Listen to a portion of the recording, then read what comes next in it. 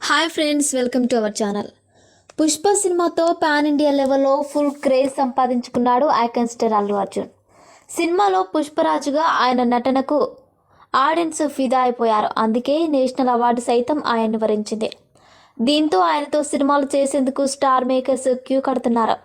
ఎంత కావాలంటే అంత రెమ్యునరేషన్ ఇవ్వడానికి కూడా సిద్ధమవుతున్నారు. కేవలం సినిమాలు మాత్రమే కాదు, టాప్ బ్రాండ్స్ సైతం తమ యాడ్స్ కోసం బన్నీను అడుగుతున్నారు. తమ బ్రాండ్ను ప్రమోట్ చేయమంటూ కోట్లు కుమ్మరిస్తున్నారు. తాజాగా అలాంటి ఒక బ్రాండ్ బన్నీకి అదిరిపోయే ఆఫర్ను ఇచ్చింది.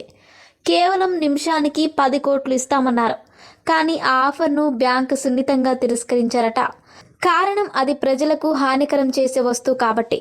మద్యం, సిగరెట్స్, గుట్కా వంటి యాడ్స్లలో నటిస్తే సమాజంలో చెడును ప్రోత్సహించినట్టు అవుతుందని అన్నారట బన్నీ.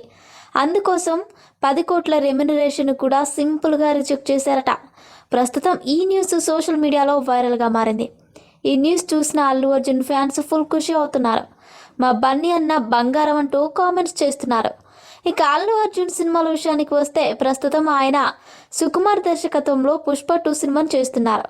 నేషనల్ క్రష్ రష్మిక మందన హీరోయిన్గా చేస్తున్న ఈ సినిమా 2024 ఆగస్టు 15న ప్రేక్షకుల ముందుకు రానుంది.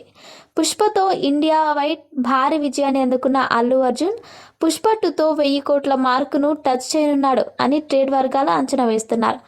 మరిన్ని ఇంట్రెస్టింగ్ అప్డేట్స్ కోసం మా ఛానల్ని సబ్స్క్రైబ్ చేసుకోండి.